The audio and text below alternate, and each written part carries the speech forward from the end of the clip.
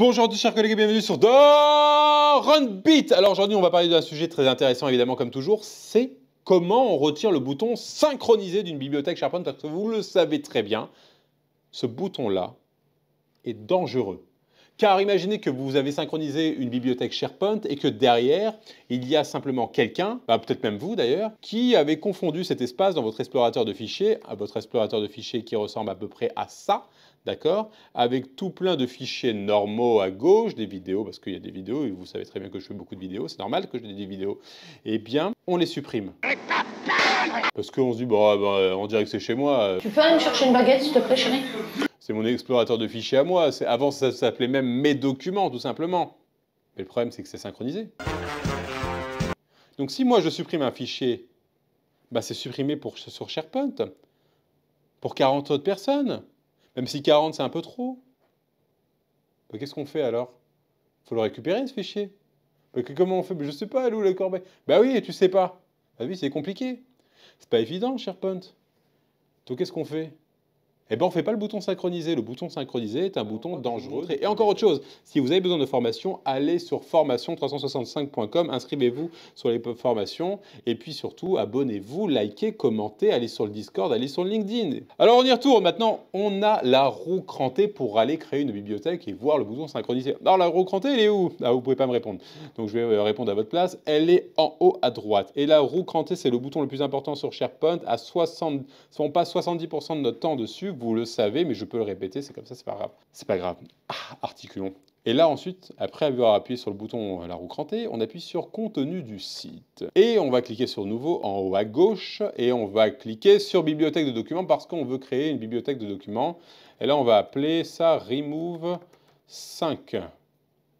5 buttons. J'ai envie de parler en anglais, d'accord? Allez, bouton. On retire le bouton synchronisé. Évidemment, on n'affiche pas ça dans la navigation du site. Je n'ai pas envie d'avoir un tas d'exemples, de trucs de démo. Alors là, on est dans une bibliothèque normale et là, on observe tout de suite le bouton synchronisé qui est ici. Donc déjà, je vais simuler une petite bibliothèque. Ok, on va faire nouveau document Word pour bien montrer qu'on est dans une bibliothèque. On va faire un nouvel Excel et on va vous faire un nouveau PowerPoint. Voilà, on a trois documents. Je fais actualiser pour qu'on les voit bien. On a donc 3 documents, ok, un Excel, un Word et un PowerPoint. Et on a ce bouton synchronisé. Et le but, c'est de retirer grâce à du JSON. Tu le vois ici, clac, clac, clac, clac, clac. Ok, tu vois la Pokéball aussi, c'est mignon.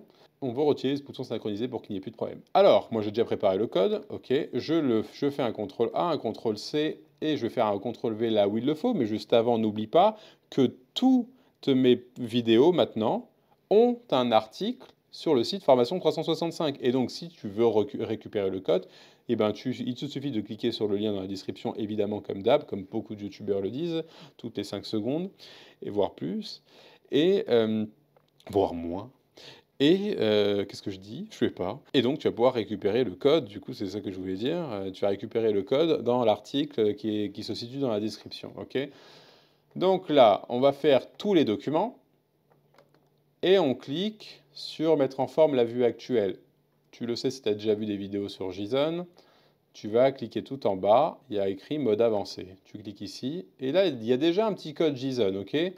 Tu cliques au milieu. Tu fais CTRL A. D'accord, pour tout sélectionner. Tu fais supprimer et tu fais CTRL V. Tu n'avais même pas besoin de faire supprimer. Voilà. Et là, regarde, tu regardes bien. Tu regarde bien le bouton synchronisé. Je fais enregistrer. Il n'est plus là. Il n'est plus là. Il n'est plus là. Regarde bien. Regarde bien. Regarde bien. Regarde bien. Il n'est plus du tout ici. Ok? Alors, je vais t'expliquer comment j'ai fait. Déjà, je te l'avoue, j'ai utilisé la ChatGPT. Je ne code plus, plus besoin.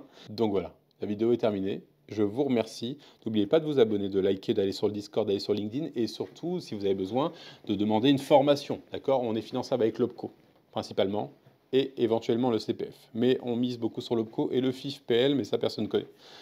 À plus tard. Merci beaucoup.